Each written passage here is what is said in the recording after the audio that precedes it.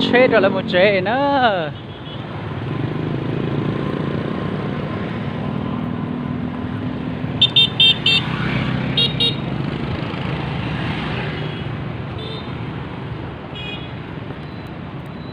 Mới chế luôn nào này. Cái này ta tóm băm một điểm biên. Lố cho làm sao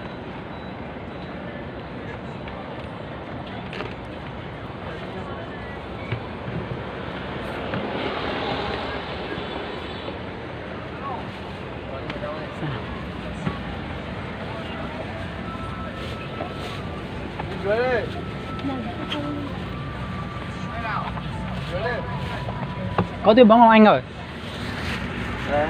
Đây tư vấn. Máy cái tiêu bóng để vào sau để cho. Lúc nào cho tiêu là gì rồi? Hả? Ôi mình ra sáng nay nó bảo là để máy dừng trước mà. Đây. Hai người lên trên đây. Đây là hai người lên đây, con trai lên trên này. Không, em không đi. Ba cái này đi thôi. Ba con gái đi thôi gì? Vâng ạ. Thôi cứ xuống đi. Nhân nào hô? Giữa. Vâng.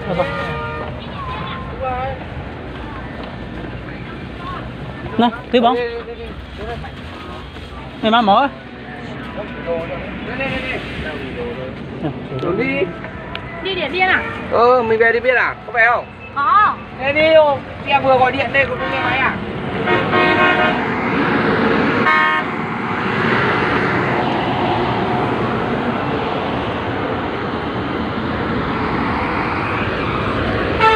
Anh ơi, anh đi đến Điện Biên này gọi lon xe đi nằm bồ cho nhá. Ok. Ừ. Đây em ơi.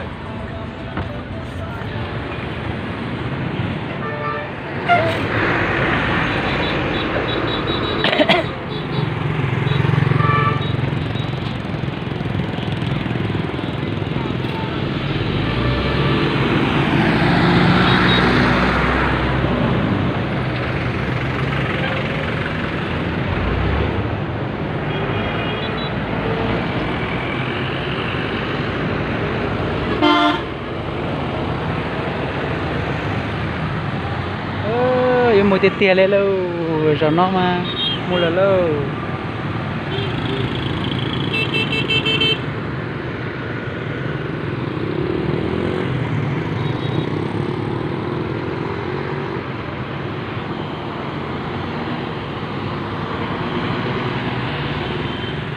mua là lâu